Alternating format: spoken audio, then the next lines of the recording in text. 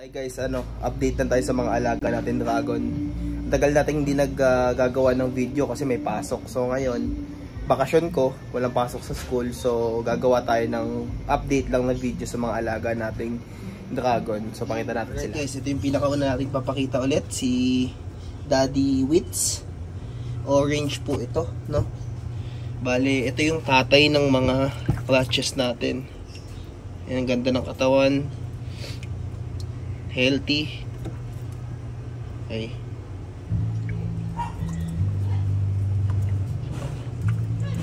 So, ngayon ay mga 2 years old na yata itong isang to.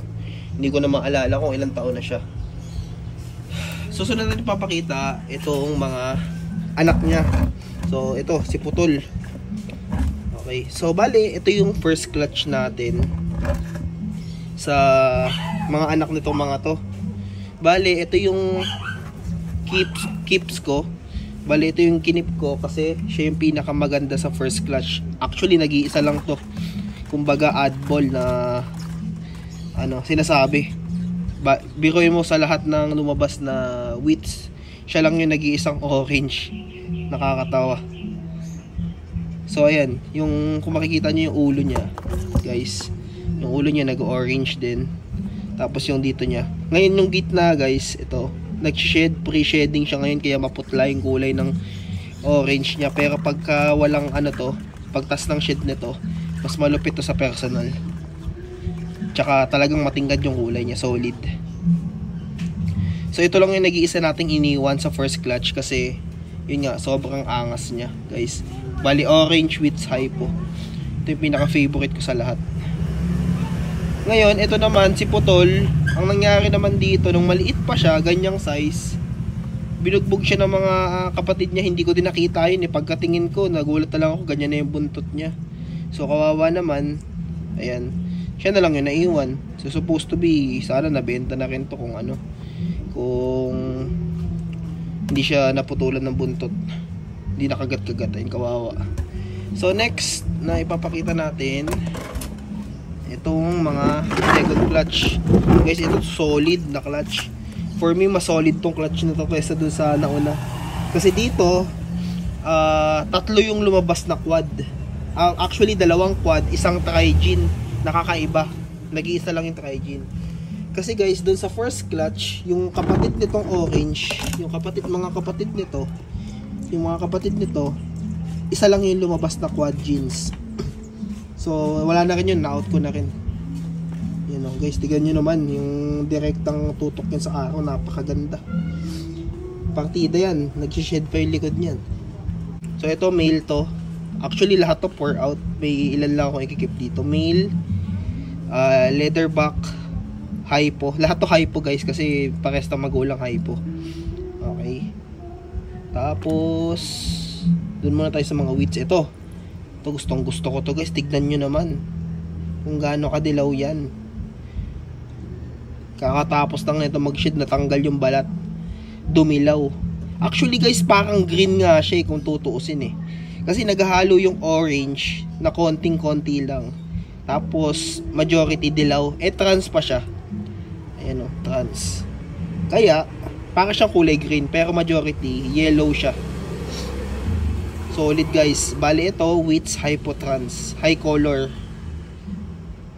Okay, tapos na itong dalawa.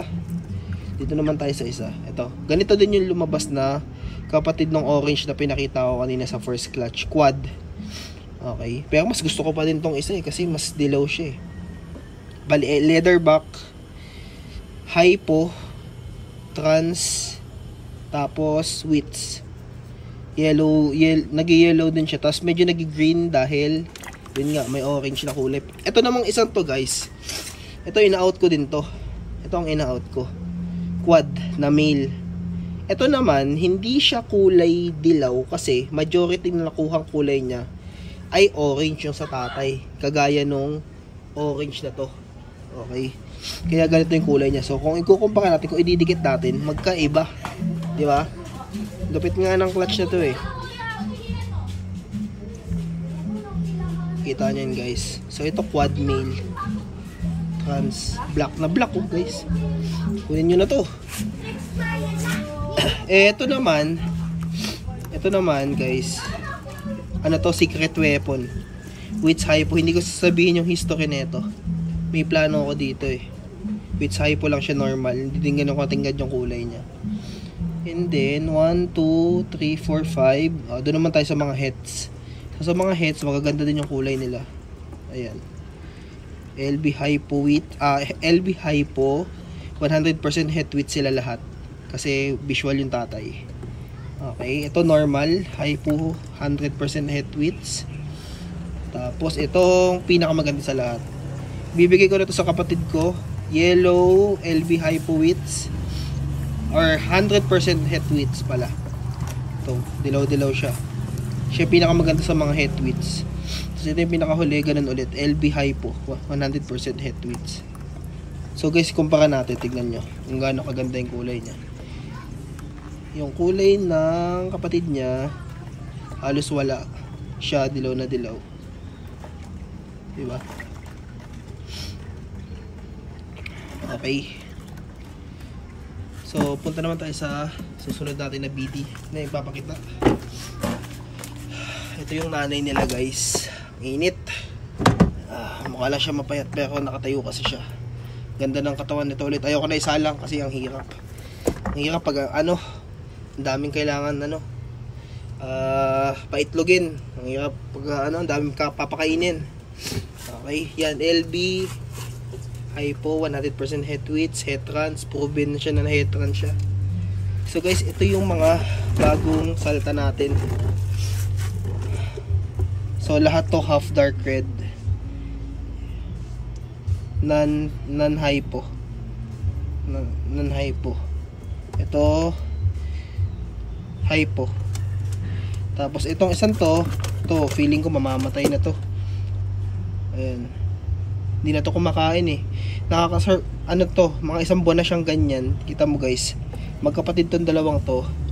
Pero yung isa mas malaki na. Tago lang ako sa araw, ang init. Yung isa mas malaki na kasi nakakakain ito, hindi siya kumakain kasi. So nakaka-survive lang to kasi pino-force feed ko ng dubia tsaka ng umiinom naman siya ng tubig pag sinusoko siya. So kaya nakaka-survive siya. Okay. So guys, ayun. So kung gusto niyo kumuha ng BD, alam niyo na. Kung merong kumindat sa inyo dito sa mga pinakita ko sa inyo, PM nyo lang ako. Madali lang naman ako kausap guys. Hindi ako OP magpresyo. Actually ako ngayon pinakamura sa market pagdating sa wits kasi ang hirap mag-out guys. Promise. So yun, ina-out ko na rin sila, pinopost ko na sila sa page. Sana may kumuha na din. So ito yung mga i-hold ko dyan. Isa, dalawa. Itong dalawang to, hold ko to. Titignan ko lang kung ano magiging itsura nila, pero probably out ko din. Ayun guys, itong dalawa lang. Tapos yung orange na to. Ayan. Tapos the rest, ina-out ko na yan lahat, the rest. Ito pero pwede nyo din naman awitan to kung magustuhan nyo. Pero yun nga, sa tamang presyo. So ayun lang naman guys, salamat sa panonood.